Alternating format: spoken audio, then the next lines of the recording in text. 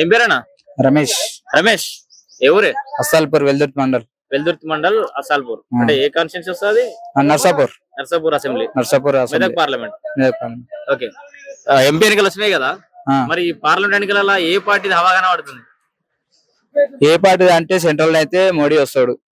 ఇక పార్టీకి అతీతంగా అయితే మోడీకి అయితే ఓటేస్తారు. మోడీ ఎందుకు? ఇక దేశాన్ని రక్షించాలంటే అంత మించిన మన లేడు. నా ఉద్దేశం జనాల నాడు ఇట్లా అది.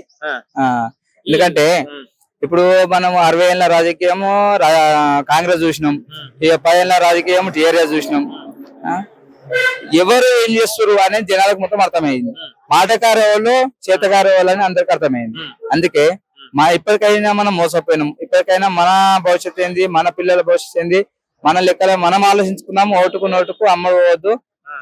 ఓటుకు నోటు అనేది ఇవాళ రేపటి భవిష్యత్తు ఏంది, 5 ఏళ్ళ రాజకీయం అనేది ఏంది అనేది జనాలకు మొత్తం అర్థమైంది. అందుకే ఇప్పుడు నువ్వు చెప్తున్నావు నీ మాట, నువ్వు చెప్తున్నావు అలా మాట వినే సిచ్యువేషన్ లేరు జనాలు.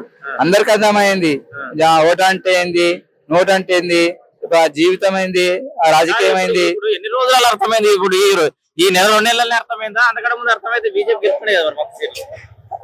బీజేపీ ఒకప్పుడు 2 సీట్లే, మరి ఇప్పుడు 350 సీట్లు ఎట్లా వచ్చింది? మరి బీజేపీ గెలుస్తుంది అంటే ఏదో ఓడిపోతుంది. పలాంతా ఓడిపోతాను ఒక రీజన్ చెప్పు నాకు.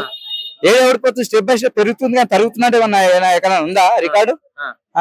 ఎక్కడైతే ఇప్పుడు ఆల్మోస్ట్ ఇప్పుడు వచ్చేది ఇట్లా సెంట్రల్ లో మా మోడే 5 ఏళ్ళ ఇంత ముందు మోడీ 10 ఏళ్ల నుంచి చేయక ముందుకు 7 ఉండే మన ఆల్ ఇండియా ఎన్నో స్థానం నుండి ఇప్పుడు ఎన్నో స్థానం ఉంది.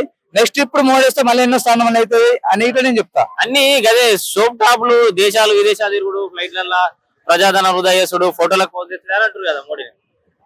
ప్రజాధన సోప్ టాప్ తిరిగిండు అంటే ఇప్పుడు 4 దేశాలు తిరుగుట్లనే 4 మనకు దోస్తాను అవుతారు అన్న. ఇప్పుడు నువ్వు నేను కలిసి దోస్తా అయినా, నువ్వు నేను కలిపి దోస్తా ఎట్లయితే మన కలుసామా? ఇంతమంది దోస్తం చేసినా కాబట్టి వాళ్ళు అందరితో కలిసి రాగలుగుతున్నా. నా ఇంట్లో ఏమంటే నా దగ్గరికి కావాలని వాళ్ళని వస్తారా? అందరితో కలిసిమెలిసి శివభావంతో నడిస్తేనే ఒకరికొకరు పరస్పరం సహకారం చేసుకుంటేనే నడుస్తుంది. ఉక్రెయిన్ నడుస్తుంది యుద్ధం. అంత ముందు వాళ్ళతో సేవభావం చేసింది కాబట్టి ఇప్పుడు మోడీ చెప్తే సిచ్యువేషన్ ఉన్నారు వాళ్ళు.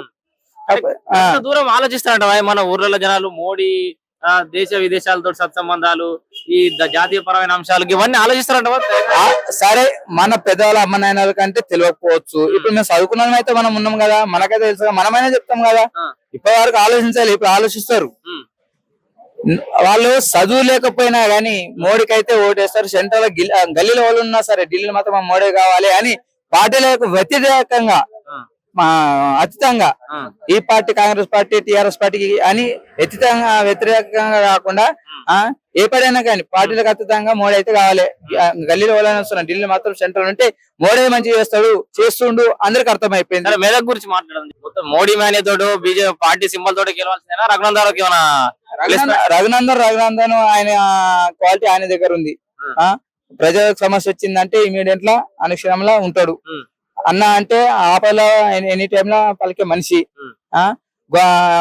ప్రజల సమస్యల గురించి గొంతిచ్చే ప్రశ్నించే వ్యక్తి కాబట్టి డిఫరెంట్ గా మేఘగడ్డ మీద కాశం జెండా ఎగరడం ఖాయం, రగన గెలవడం ఖాయం. అంటే ఆయన ప్రత్యర్థులుగా బిఆర్ఎస్ పార్టీ నుంచేమో గతంలో కలెక్టర్ చేసిన వెంకటరామరెడ్డి ఉన్నాడు. వెంకటరామరెడ్డి ఉండని, నీలం మధురెడ్డి ఉండని, ఆల్మోస్ట్ ఇప్పుడు కేసీఆర్ పోటీ అని వాళ్ళు రేవంత్ రెడ్డి పోటీ ఉన్నాయి. ఇప్పుడు ప్రెసిడెంట్ ఉన్నారు రగన.